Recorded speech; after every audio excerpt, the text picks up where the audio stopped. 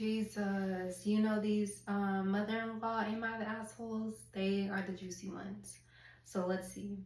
Am I the asshole for telling my mother-in-law she was dead to me after she showed up in labor and delivery without my mother?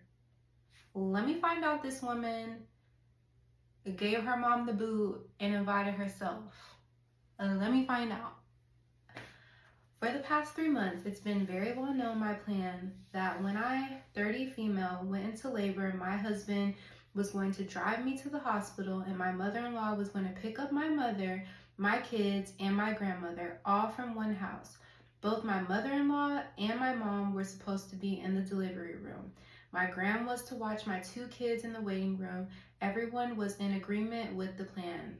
Jesus, I already know this is about to piss me off. Okay, now my husband and I have 2 sons already, and for both births, my mother was present. She helped me through so much of the mental anguish and panic, especially after my last, whom literally almost killed me. I was bleeding out on the table, and my mom was the only one able to keep me calm. I needed her to be with me and with this baby too mentally.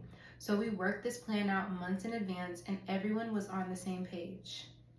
However, I go into labor. We make the phone calls to mother-in-law and my mom, telling my mom to be ready and my mother-in-law to go get my mother.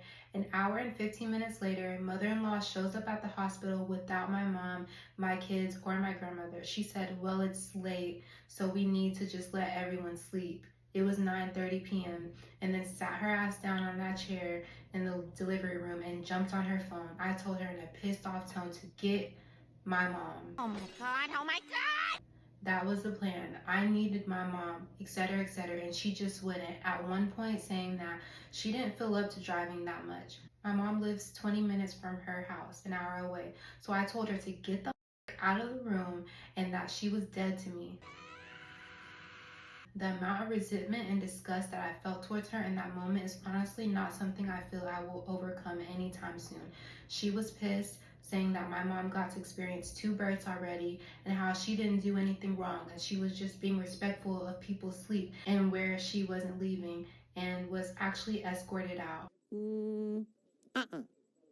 Curses and cranberries! I must get to Plymouth now! Do as they say! Now my mom was able to make it to the hospital literally just as I was giving birth. My kids and my grandmother weren't able to make it, which bothers me a great deal. We promised our kids they would be first to meet their sister outside of us and Grammy. I cannot forgive my mother-in-law for this at all. I honestly feel like I hate her with every fiber of my being, but I'm being told I'm taking this too far and it wasn't that big of a deal. Am I the asshole? Ooh, okay, I'm getting fired up reading this. I got but who does she think she is to make that decision? She literally told her, they made a plan. She told her what to do and what was expected of her. So obviously her mom was available and okay with the time being 9:30 p.m. The audacity of this woman to literally make that decision for herself and then try to say, oh, well, she's been to 2 births. Like, are you jealous? She should have been there at both births. The audacity. It makes me wonder if the moms had some type of beef or